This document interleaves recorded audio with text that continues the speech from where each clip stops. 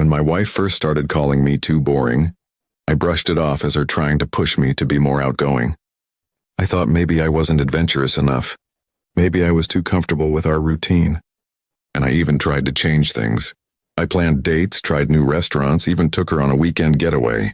Still the comments continued, and every time she said it, it stung a little more. At first I tried to laugh with her, telling her she knew who I was when she married me. But deep down I started to question myself. Was I really dull? Had I let our marriage become stale?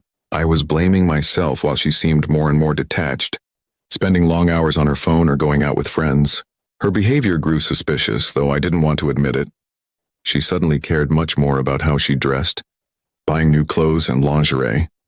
She said it was just to feel good about herself, but I couldn't shake the feeling that something wasn't right. I wanted to trust her, but the seed of doubt had already been planted. One night she told me she was staying late at work to finish a project. I believed her at first, but when I called her office line, no one answered. The next morning, she acted normal, cheerful even, but her perfume was different, stronger. That was when I started to put things together, though I didn't yet have proof. I decided to check her phone while she was in the shower. My heart pounded as I opened her messages. And there it was, texts from another man. They weren't innocent. They were full of flirting, promises, and late-night confessions. My chest tightened as I scrolled through their conversations. The words she once said to me were now being given to someone else. I felt sick, betrayed, and angry all at once.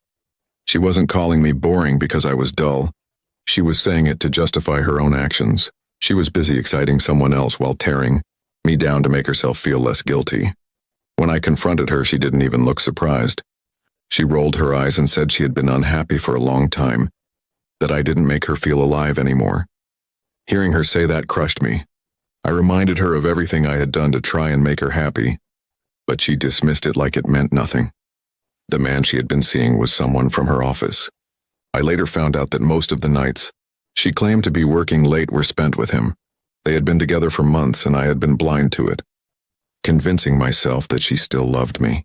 After our confrontation, I couldn't look at her the same way. Every smile, every laugh, every I love you she'd said during that time felt like a lie. I realized the marriage I thought we had was already over long before I uncovered the truth. I moved out not long after. Packing my things, I felt both heartbreak and relief. Heartbreak for the years I had wasted. Relief that I no longer had to live in the shadow of her betrayal.